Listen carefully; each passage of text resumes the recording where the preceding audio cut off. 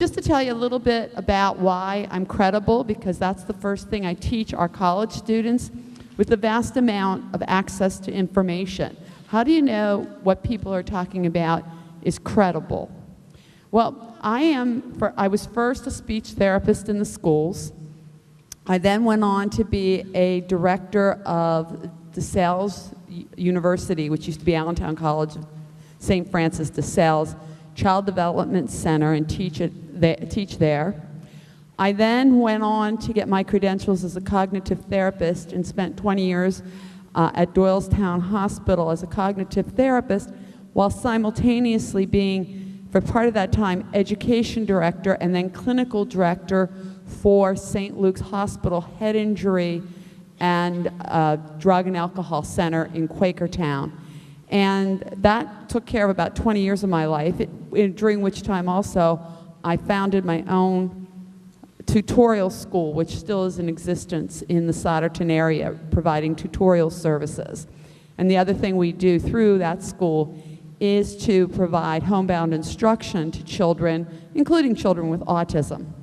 So I have had a very, very varied experiences throughout public school before coming 14 years ago to Gwinnett Mercy College as the coordinator of undergraduate special education. And about 10 years ago, I looked at this new population, children with autism, and realized that this was unique.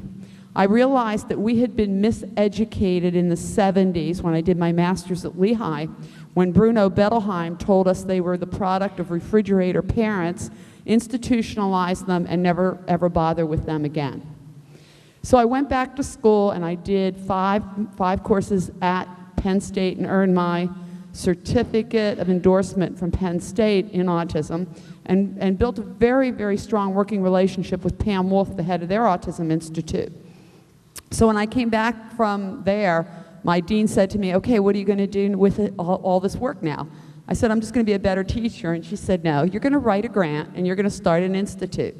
So I said, okay, I'll placate the dean, I'll write a grant. Never did this before, and you never get your first grant. Guess what happened? Got the first grant. So we had to start an institute, and I went out and I said, well, we're not going to cure autism because I'm not Jenny McCarthy. Nobody's laughing. And I said, we can't compete research-wise. What do we need to do? So we started talking to teachers, and we found out preschool teachers were drowning. They were having therapy teams come in, and kids that were flapping their hands and bouncing around, and they really didn't know what to do. So we started working with preschool teachers. So we worked for a number of years with preschool teachers, and then the elementary teachers got jealous, and we started working with them, and we started to get more grants. And every grant we have provides services, provides to teachers predominantly. If a few students come along the way, that's great. But by reaching out and teaching teachers, right now our big thrust is technology. And when I say we, the interesting thing is we actually can produce at Gwinnett our own people to work in our programs. Our teachers go out, they get experience. Bryn Burlingame, who's a teacher at North Penn School District, has gone on to get advanced degrees elsewhere, came back and has been working with me. And Karen mentioned I have a daughter. My daughter just got her doctorate in special education with a concentration in autism. She's already been published, and she did this all before she hit 30 because she has such a passion for working with children with autism. She teaches in the Sodderton area school district in a very innovative program. So in this whole time of my learning, I've been able to go in and see a teacher starting with her first year. One day she called me and she said, can you come by after school? And I knew she was really upset. And I went out to her school, and she held up a notebook that a child had destroyed. And she said, look at my room. And I looked at her room. Every single bulletin board was tore down. Every shelf was empty. And she said, this is what happens when you make a mistake with a child with autism. So, I learned from her I could go in and experience. It's Halloween, I get to go in again. So I'm bringing to you, hopefully, a lot of experience because, like I said, the credibility gap in information about autism is incredible. I'll have people approach me and say, oh, I'd like to teach in your program. I've taught children with autism for 15 years. And I'll say, well, what professional training have you had? Oh, I've been in the classroom 15 years. Now, this is a whole different group of children. This is a group of children with very unique characteristics as well as needs. And that's what we're going to get into. Okay, here's what you will be able to do at the end of the presentation. You will be able to articulate an increased understanding of developmental delays, autism spectrum disorders, how autism spectrum disorders present in the classroom. We're going to talk about probably the most obvious characteristic of children with autism, their meltdowns, and we're going to contrast those to tantrums and why they're treated differently. And we're going to talk about, since I understand that you're all paraprofessionals, am I right? Okay. And how you can best relate to the student on the spectrum. Am I hitting most of what you came or expected to see? Thank you, those who are answering me. All right, first of all, we know that autism spectrum disorder is a developmental delay. One of the things that also goes along with this and why I put this in here is because we're talking more about developmental delays than ever before in the history of education. We are no longer in the tenor of, he'll grow out of it. Now, I'm going to use the masculine pronoun a lot because, as you all know, autism is predominant in the male population. Sorry, guys. And therefore, I'm not being disrespectful, but there are females with autism. So when we talk about autism, we're talking about being much more sensitive to delays in development than ever before. The child who doesn't speak, the child who doesn't appear to listen. And one of the things that we have to be sensitive to is when dealing with children with autism, a lot of times through many of the critical early developmental periods, these children are very good kids. They're not babies who necessarily want to be held. They're not babies who necessarily have a lot of needs that we traditionally see in your first 2 years of life. So they don't draw attention to themselves. Okay, thank you. Okay, so that's our first concern there, is when we look at developmental delays, we need to look at even the good kids that don't draw attention to themselves. So that's our first concern. The other thing is, now that we are more conscientious, people are understanding more about the whole process of development. And what do we mean by developmental delay? It's when a child does not reach what typically would be a developmental milestone in all areas. One of the areas that we traditionally have not spent a lot of attention on was the area of socialization. Children were shy, children were withdrawn, children weren't very aggressive in their pursuits of socialization. Again, that's something we don't take lightly any longer. Now, here are the areas. I told you social development. Again, we brought that to the top because it was an area we did not spend a lot of time thinking about, worrying about. And in a couple minutes, I'm going to tell you, when you look at these, we're going to talk about pervasive developmental disorders, PDD. How many people have ever heard of PDD? Okay, well, you're going to see how it relates to autism. First of all, let's talk about some facts about autism, and then we're going to relate PDD to autism. We know that, and I'm not going to read all these, but you can see how powerful these current facts are. No matter what people want to tell you, we are no closer to a cure or to knowing the cause of autism than we were 5 years ago, except that we, on our journey, have learned a lot. We are singling out factors, we have direction, we are learning a lot of other disabilities, disorders. We're learning about something I never heard till 5 years ago called deletions. How many people know what a chromosome is or have heard that term? How many people studied that in high school, the chromosomes? Okay. How many people have ever heard of chromosome deletion? Wow, there's actually some people. Good. It's very new information, right? Because now we have the electronic ability to look at what we used to look at pairs of chromosomes, and that's why it was so easy back in the 70s to start looking at Down syndromes and saying the cause was a trisomy. Even that's not totally true anymore. There are other causes of Down syndrome, but back in the 70s it was, oh, that's a trisomy. Well, now they look so closely at chromosomes, they're seeing like pinhole deletions, holes in these chromosomes. It's tremendously fascinating. And they wouldn't even be looking at that, but they're looking for the cause of autism, and they're finding all these other things along the way. What we know about autism, it's a group of disorders that is neurological. It's somewhere in the nervous system that are looking at a lot of analysis of the brain. It's physiological, which means it's not psychological. How many people ever saw the movie Temple Grandin? Okay, if you haven't seen Temple Grandin, please see it. One of the things about the movie, we know it's not Hollywood. Temple Grandin watched every bit of footage of that movie being made, and it's very accurate. And one of the best scenes in there is when her mother is talking to the psychiatrist, and she's demanding to know a cause, and they're talking about, you know, the refrigerator parents.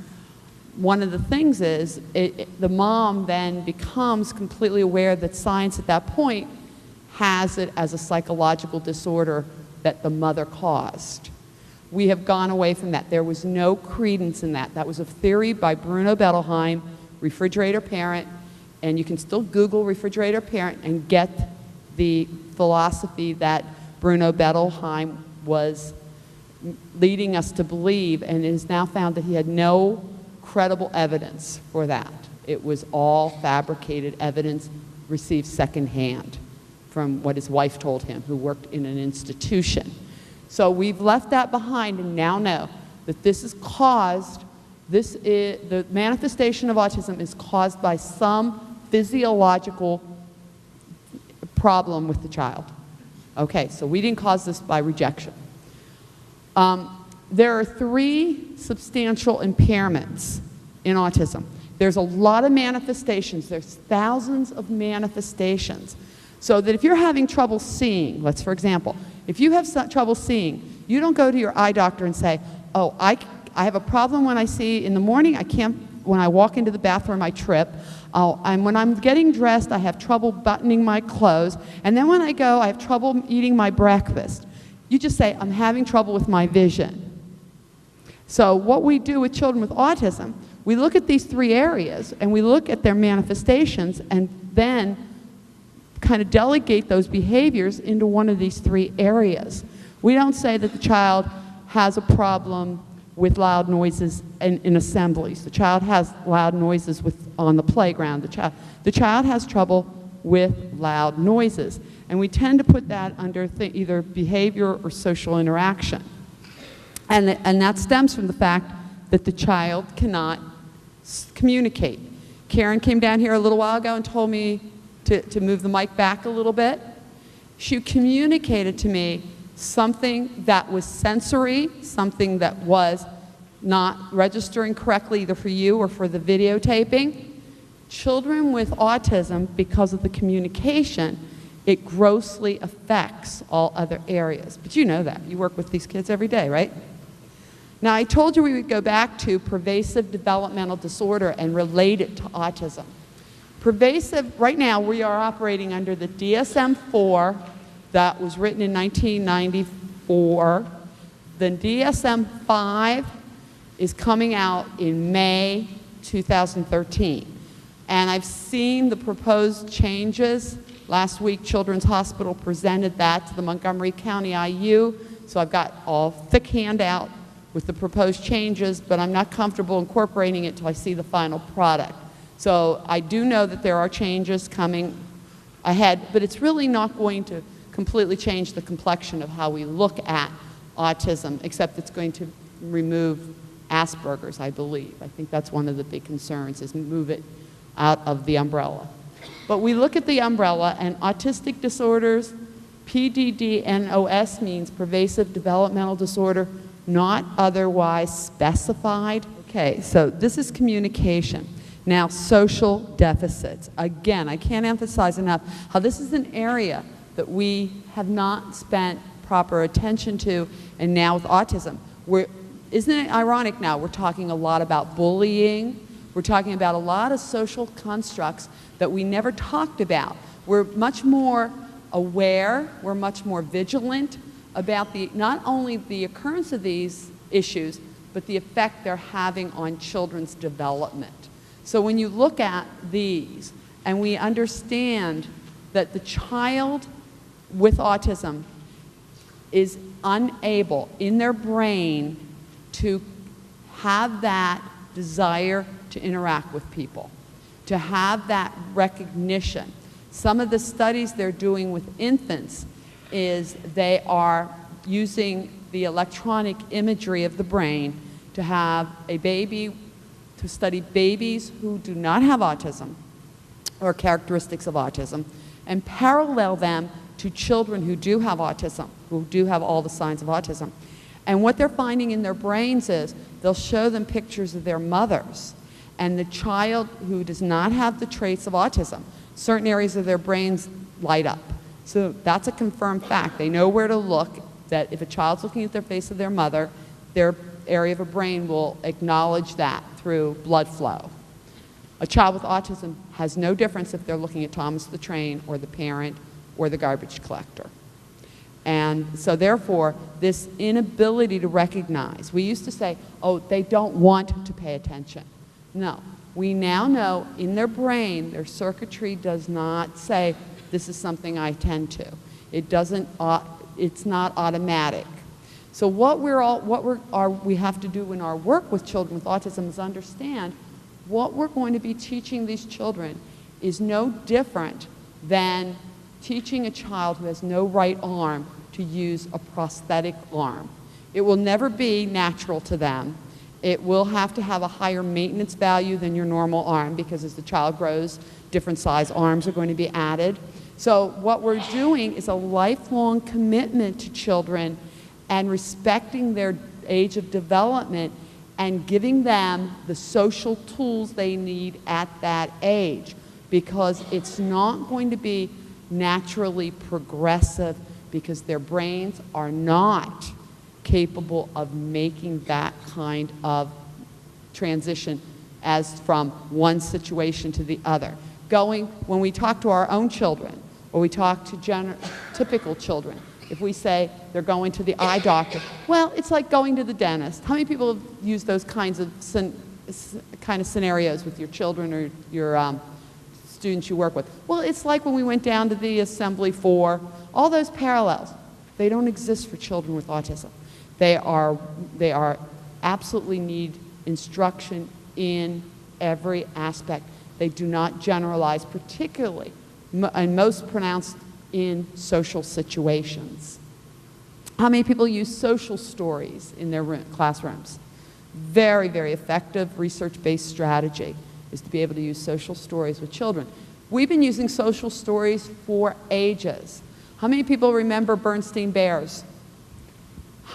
Every one of their stories was a social story. Mother goes to work, Bernstein's a new baby sister, new home, cheating, you name it, Halloween. There's a social story with the Bernstein Bears for everything. The difficulty in using them with children with autism, again, is that transference. First of all, bears don't do that, but we have to put them in the story. So we have to actually make them be part of the social story. So Todd goes to the dentist. You can't even switch it from and borrow the social story that you used for Melissa unless you substitute Todd in the story.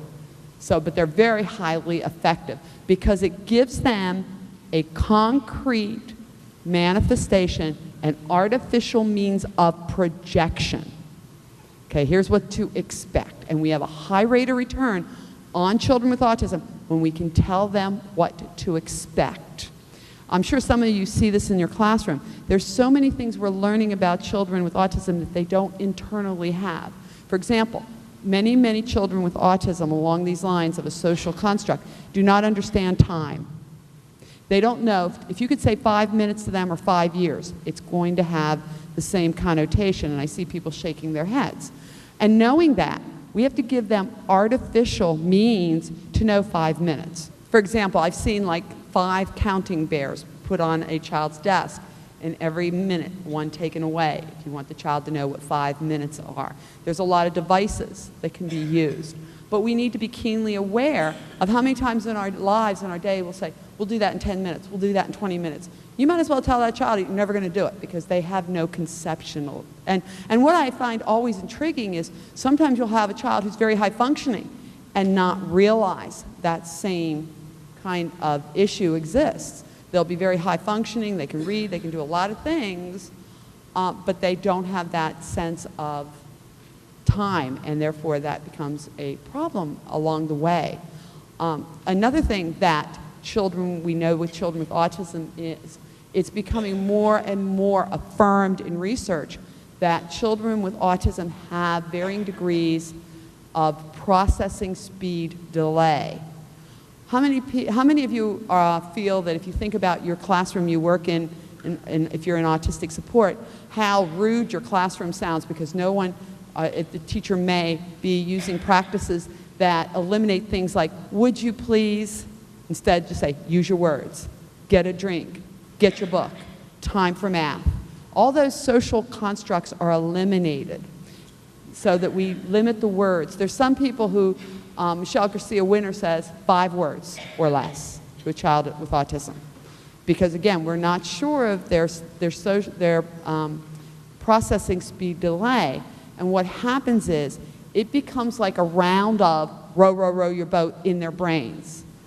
So, and that's why a lot of times they get very overstimulated, because when you're talking continuously, as if they were in this lecture, it might be hard for them.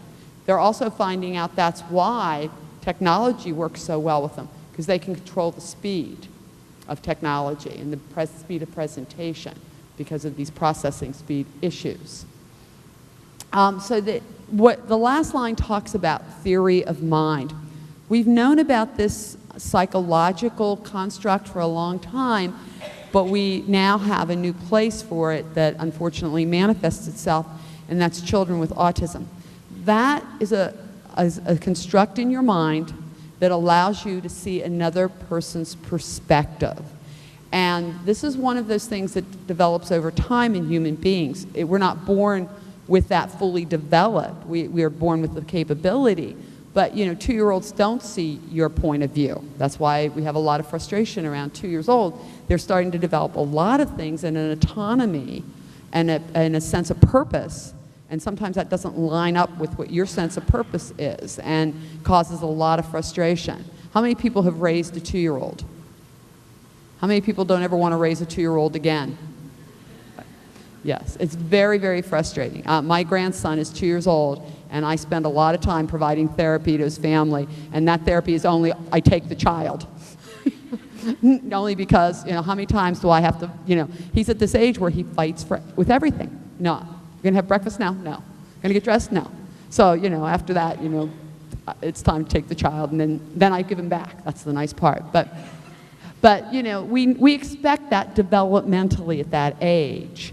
What we have with the child with autism, can't see your perspective, is not able to communicate that to you, doesn't care what you do, but he knows what he wants to do, and can't resolve that. So what we're seeing, hopefully, as we move through this before we get to tantrums and meltdowns, is how all these situations create what? What does all this create? What? Somebody's saying it. What? Say it out loud. Chaos. What else? Frustration. All those things. All those negative energy feelings. So what we're going to talk about when we get to meltdowns and tantrums are where that child then has to send that negative energy and frustration, just like the 2-year-old. Okay, now we also talk a lot about the repetitive behaviors. This can be ritualistic, must sit in that spot. When we watch Sheldon on Big Bang Theory, Penny knows not to sit on that spot in the couch. But same thing with your children. My daughter, I was very, very surprised. One of the things that my daughter did in her classroom was very unique. Her little niece, who's 5 now, she had asked my daughter to bring her to school when she was less than 2 weeks old. So my daughter and I are just thinking she wants to show her off, you know, that kind of thing. When we got there, this baby started to become part of a social lesson to the students in her class about being in the company of a baby. Knowing that babies are going to cry, they're going to smell, they're going to be ooey, and how they can learn to have behaviors. So my granddaughter, who's 5, grew up in this classroom. And one of the things that she got to do when she was about 3 years old is start coming to parties and sit in their seats. Or my daughter would say to her, "Sit wherever you want." And she would sit in a seat, and knowing that she's going to sit in somebody's seat, and that child's going to have to deal with that. But what my daughter felt then is this child now is surrounded with the appropriate supports to have this child process what happened, and us to determine a protocol for if this child is at Thanksgiving and he's not going to be able to sit where he wants to sit. How are the parents going to deal with this? And this is how some of these things have evolved in my daughter's classroom, which were very creative, because she said one of the things that she's learned in her study of children with autism, wow, they don't have the perceptions we need for them to work. They have other perceptions that are very unique, so that they can anticipate if she sets something up, if she stages something, they can kind of know. They'll work better with it. But if, you know, she can't determine where her niece is going to sit. So that's really unexpected. So for example, we call her classroom, and the school secretaries know we call her classroom. She'll say, "Randomly call me," and we do that. So I'll pick up, instead of sending her a text or something, one of our family members will call her classroom. She wants the phone to ring. She wants to teach them to deal with the phone ringing, but she also wants them to deal with who's on the other end of the phone. And what I do is I trip them up and I'll say, "Tell her it's her mother." And they'll go tell her it's mother on the phone. And she doesn't know if it's their mother or me that's on the other phone. Because again, pronouns trip children with autism. So then again, she creates a teachable moment in vivo, in real life for these children, without staging things that they may catch on to or people they may know. I have a feeling this is relative to that announcement we saw. Okay, so the other piece of this that's probably more commonly known is preoccupation. And some of the work being done right now, and some of the work my daughter's doing, is how to turn children's preoccupations into productive activities. She has a little boy that she worked with who's now 13, and he first came to her when he was 8. When he left her classroom to go to middle school, he had a fixation with rocks. And every time one of her children moves to middle school, they take something from the classroom and put it in that classroom. So there's a transference. A piece of the classroom goes with them. And for this little boy, it was the rock collection. Well, he's 16 now and has a very, very successful jewelry business based on gems and studying rocks. He comes to the conference every year. He sells his jewelry at the conference. And he uses his iPad to facilitate communication with you because he's not comfortable with communicating directly.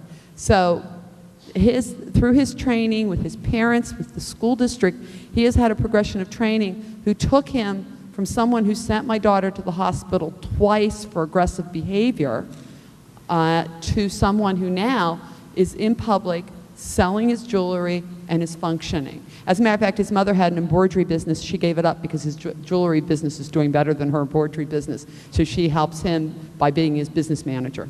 So this is a very, very big field that's being studied. Yes. Percentage-wise, how often does that happen? It's shameful to even put a percentage on, because what that takes is so much new knowledge that we're learning. So it's not that we have failed these kids because we haven't known what to do to that point. And Avery's an experiment, truly, because again, it was just kind of going with how to meet his needs and always being able to meet his needs some way. It was very perceptive parents who invested a lot. Just like that little girl. Have you seen the video of the little girl singing with Katy Perry? You look at it, and the child's had a lot of opportunities and a lot of energy. But percentage-wise, again, we can't really say because it's so new. It's very, very, very, very low, extremely low. But I'd like to see us do it more by learning more about the students and helping them be productive. 2 years ago, I went to the state capitol because there was a conversation. Denny O'Brien used to be Speaker of the House. He called a big meeting because he has a passion for children with autism. His nephew had autism, and he passed away a few years ago. But he called higher ed to Harrisburg. Does anybody know Denny O'Brien? He's just like high energy, and he's like, fix this problem. And he's got all these colleges there that he has a relationship with across the state of Pennsylvania. The problem he wanted fixed were adult children with autism are ending up in nursing homes. And it's a tragedy, because when you look at the behaviors that they are leaving school with,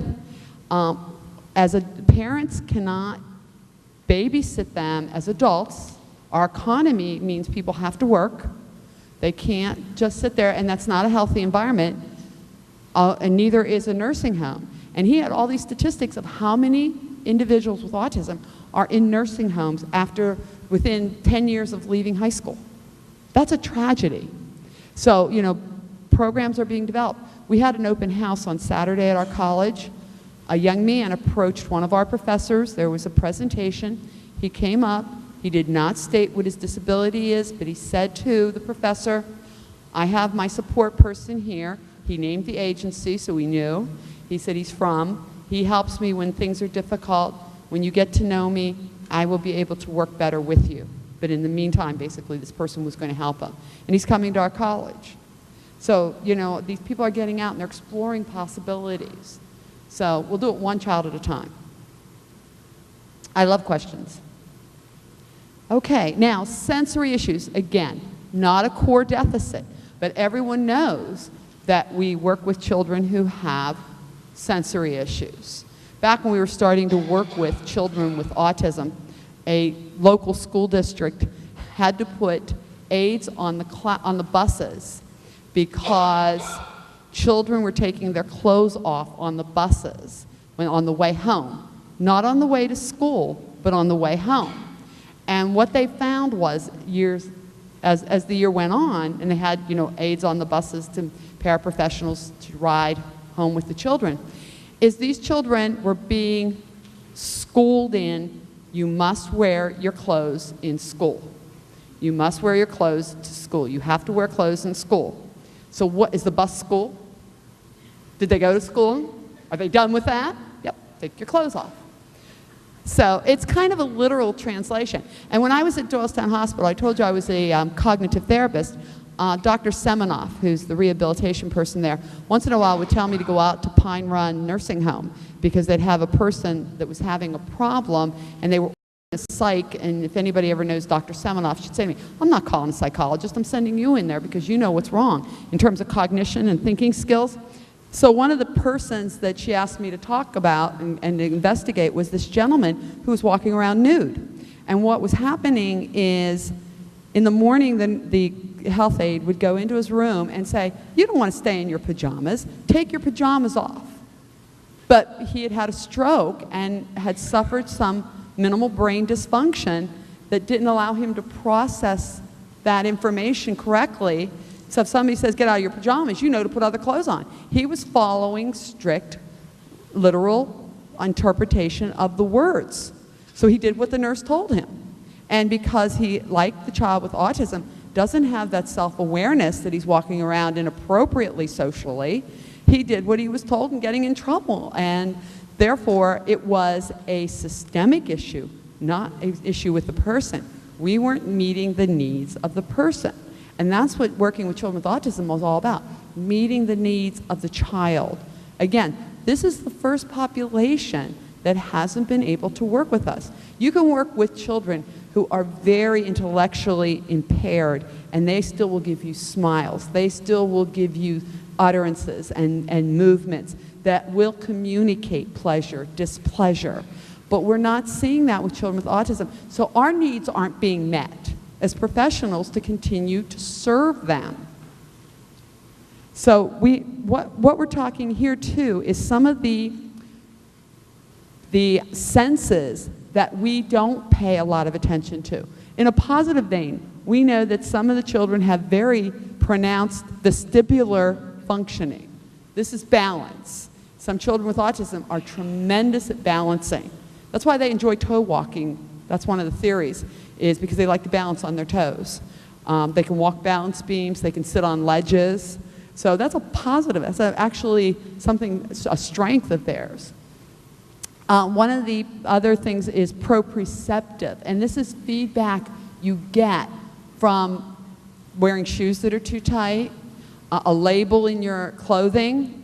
And we know that children with autism oftentimes, but not often enough to make it a core symptom, not often enough because it's not universal, but they do have a heightened sensitivity. How many people have ever read the 10 Things a Child with Autism Wishes You Knew? There's a book called 10 Things a Child with Autism Wishes You Knew, and there's 2 volumes written by a mother whose sons had autism. And she has done a study in terms of studying their reactions. And one of the things that she noticed is, for example, the only time that they had adverse reactions when they were out shopping was in a grocery store. And she just deducted it was because there's so many smells in a grocery store. If you walk through Kohl's, you walk through the mall, there may or may not be smells depending how close you are to the food court. But in the grocery store, you're passing the deli. You might see a child. One of the things she describes in there is a poopy diaper. You're standing in line and the person in front of you, the child has a poopy diaper, and he wasn't even riding a bus in Philadelphia. Okay, and then we talk about executive functioning.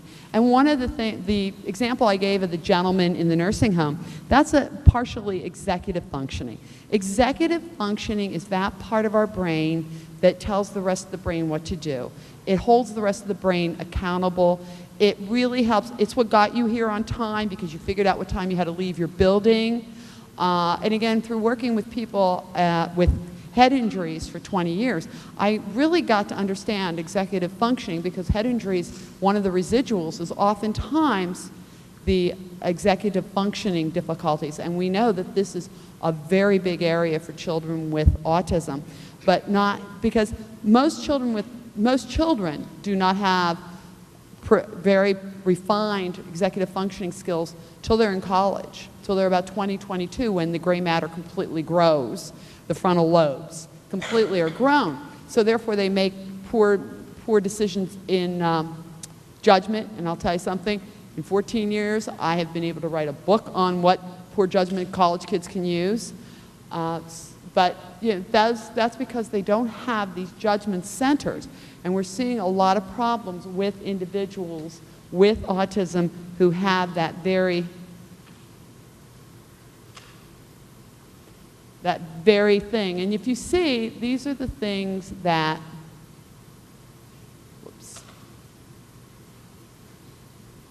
these are, if you see, some of us need help with these, but we're sure our spouses do, right? With all these kinds of things. Some other things you might see that, again, are not pervasive enough in all populations to say they're symptoms of autism, but have been related to autism or some of these thinking skills and cognitive issues.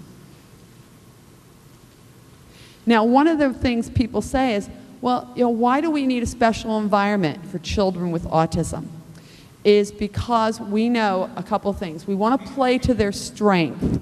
So we want the environment to be very visually purposeful so that the bulletin boards, the things that they can see, are support systems for them.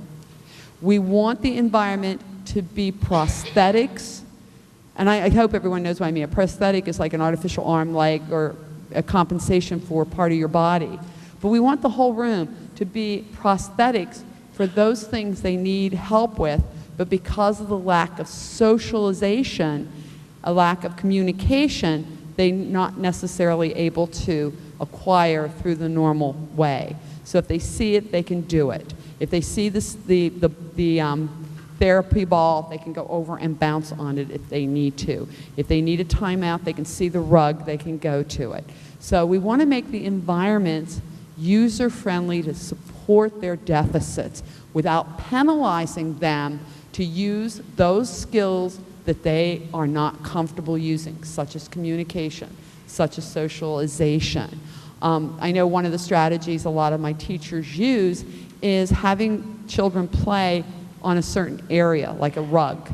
And it gives people that come in the impression that they're playing together when they're completely oblivious to the other person and choose to be oblivious, but they're in the same proximity.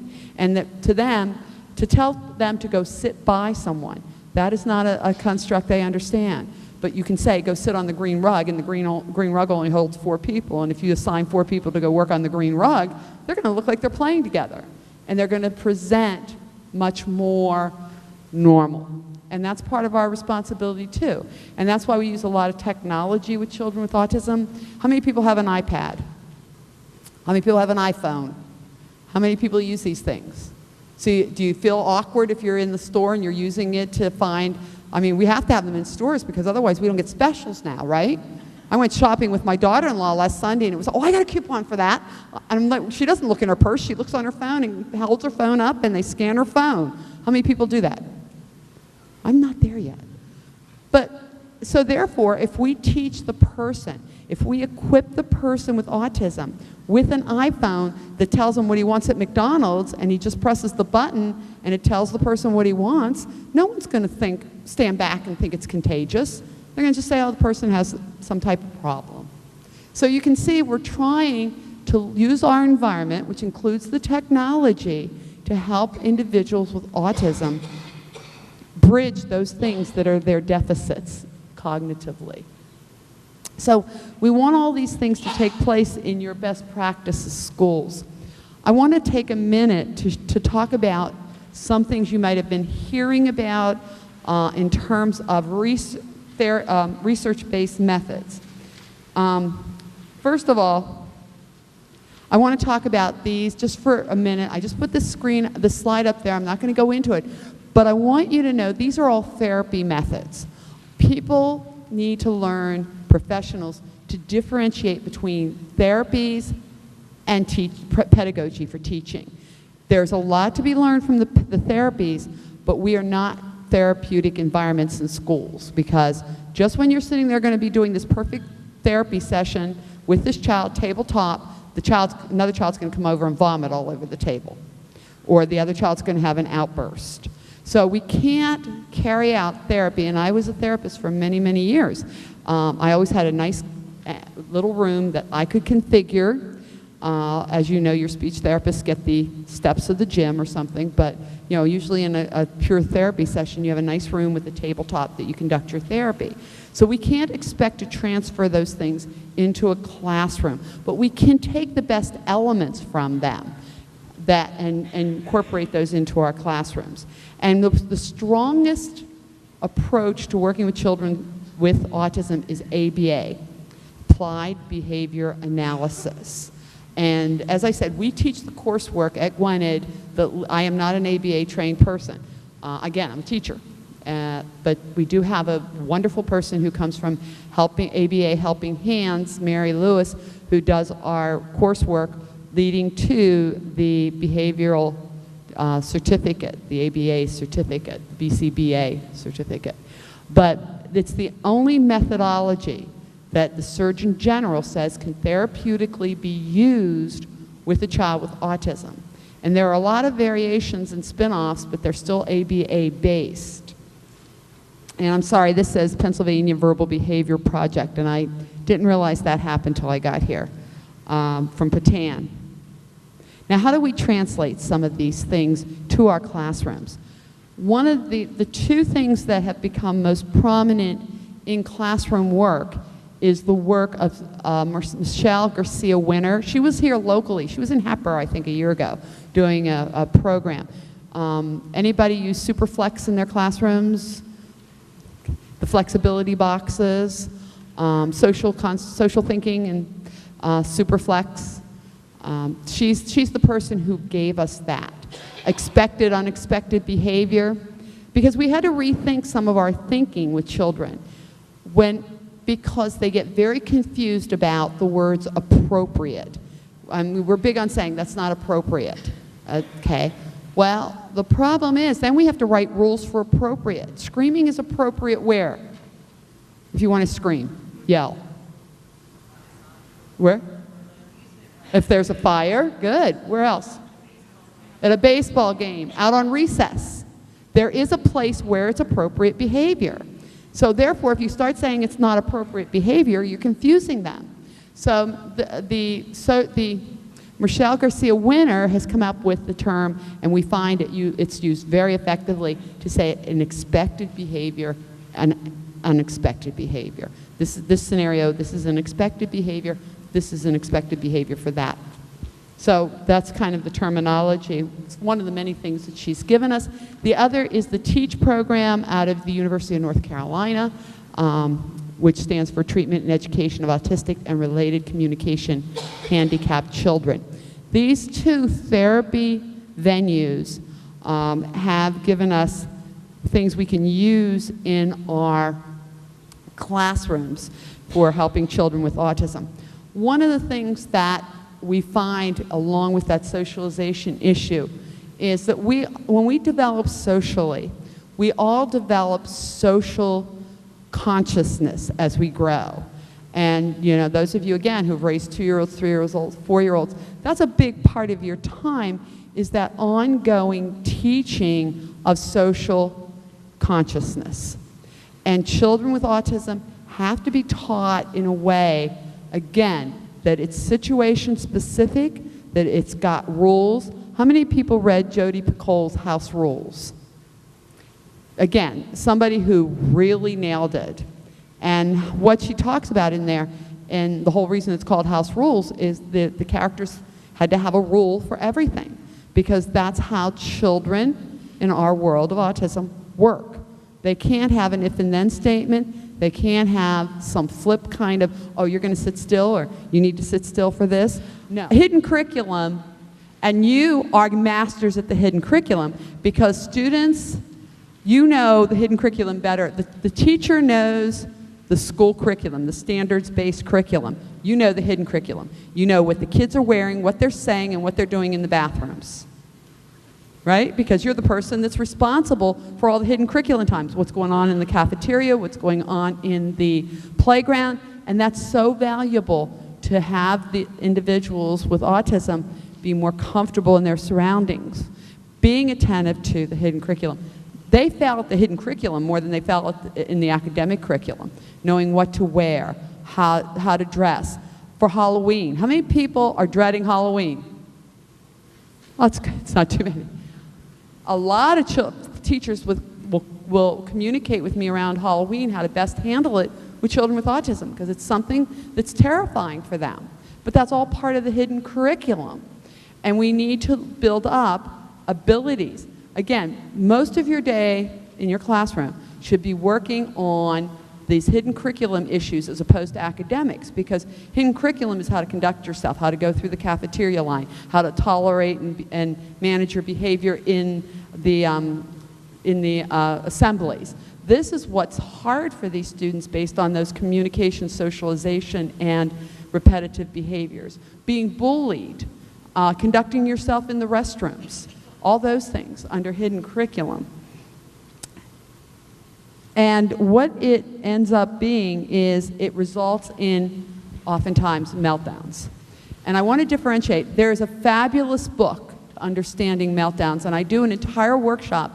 And if you want me to come back, I'll do one on this book. I've done this book a number of places. It's called No More Meltdowns by Jeb Baker, B-A-K-E-R. He presented about 4 years ago on the Bucks County Autism Group, and I'm trying to remember. I think we were at Bucks County. I think we were at Central Bucks South. Has anybody read that book, No More Meltdowns by Jeb Baker? Why I said I've done a number of book studies with this. I did a series of them for the Selford Mennonite preschools. They have 2 of them, and I did a series of work with them. And one woman said to me, I'm giving this I'm starting to give this as shower gifts for baby showers, because it's such a good read, and it's a simple read on understanding meltdowns. And the difference is, the difference between a meltdown and a tantrum is calculated. And we all do both, so don't go into denial here. You know, we all do tantrums and meltdowns. And the best video came out a couple of months ago. You might have seen it, or maybe it's 6 months now. The little boy who was doing a tantrum, and his mother moved to another room, and then he'd get up, fall over in there, and throw himself down and do the tantrum. That child was in total control. No, that was staged. A meltdown is when you go home from work and your husband says, "How was your day?" and you say, "Don't talk to me. Just leave me alone." "Well, I want to help." "No, you don't. You never want to help. Did you know I tripped over the rake coming into the house and I had to drive over the hose?" Yeah, it's not about the hose. It's not about the rake. It's about your meltdown. You are at that point where your senses are just overloaded, and it's a flood of exhaustion in your senses, and you just can't be reasoned with. That's a meltdown. And what we need to know, first of all, we need to differentiate. Is it a tantrum or is it a meltdown? And with a child with autism, it's a meltdown, because we know that a tantrum means social interaction. So therefore, chances are you're not dealing with a tantrum. You're dealing with a meltdown. And there's three phases to the cycle of meltdowns. First of all, there's the rumblings. And if we can learn, as you as an observer in the classroom, if you can observe and figure that rumbling, that's where you're going to affect a change. You're going to affect a change when you see the child starting to rock. You see the child starting to look especially anxious. You see the child picking. That's when to go in and help and try to get the child from it. And again, it's not going to be through verbalization. You're going to do more stimming, and cause that person to be much more on overload. You need to go in there and do something, whether it's, sensory, have to know the child really well to know what kind of things that will help bring the child back and take the child out of that difficult place that they're at in their mind. Might be physically asking them to remove themselves. Not the time to put your hands on a sensitive child either. Because once you get into the rage, you've lost it. You just let the rage continue, let the recovery continue, and then you can talk about it. Never talk during rage and recovery with any child in a meltdown. And again, this is something we all go through. We just don't identify it as such. Okay? So what I just walked you through is we want to intervene, and this is where, and I have up there for you on your slide, the website for the toys, the Chewy toys that we were talking about. Those things you can use at this time to help a child release tension, like we do with our stress balls, like we do with food. How many people are a stress food eater? The food it's oral, it's very Freudian, it's very much of something that helps us with our soothing. So Chewy toys research shows us are effective with children at this point in their rage. And rage is when we see the explosion, and again, the impulsivity. This is where some of us swear that never swear at this point. For the child with autism, this is where they're kick, shove. And remember, they have no social constraints. You might go to another person's classroom, close the door and say, "I can't take another minute." You have social constructs that keep you in control till you can get to a safe place. Take away those social parameters that you have had reinforced, that social consciousness that Michelle Garcia Winter talks about. Take that away, and you're going to be a lunatic in the hallways, just like the child with autism, because they don't have that. "Oh, I'm just going to wait. I'm going to do this." How many people have ever had a child, your own child, that is so good for everyone else, and they get home and you think it's not the same child you brought home, right? Right? Because again, there's social constructs that have this child be situationally appropriate, which children with autism don't have the neurological ability to program. We need, again, to put the artificial ones in there to teach them, you're going to this. What are the 5 rules in that environment? This is what we don't get. We think we're going to cure them. No, we're not going to cure them. We're just going to keep giving them strategies to make moment to moment, as you would with a person that maybe has an artificial heart or something where, okay, I'm going into this situation. What do I need? A wheelchair-bound person. What does the wheelchair-bound person need for accessibility to be successful in this environment? The response to rage has to be very personally developed for the child. And we do this again with everybody, just like you. You know what? You can't keep chocolate in the house or you consume all the chocolate, but you need to document. As an aide, you need to document. We deal with a lot of documentation in the schools because these have become much more since 2008. Very, very accountable situations in schools. Not that they shouldn't have been before, but now it's what was documented. So understand that this is coming down from the Department of Education. And you can say, well, I've been in school 20 years now all of a sudden. Yeah, all of a sudden we're being much more accountable when we have a child with rage. And again, the documentation is we're talking a lot about studying what happens right before the incident. Again, trying to see the rumblings, trying to see if it's a color. Anybody read the Incident of the Dog After Midnight? It's a novel, but the person talks about how he sits on the school bus and he decides if I see 3 red cars, it's going to be a good day, but if I see 2 yellow cars, it's going to be a bad day.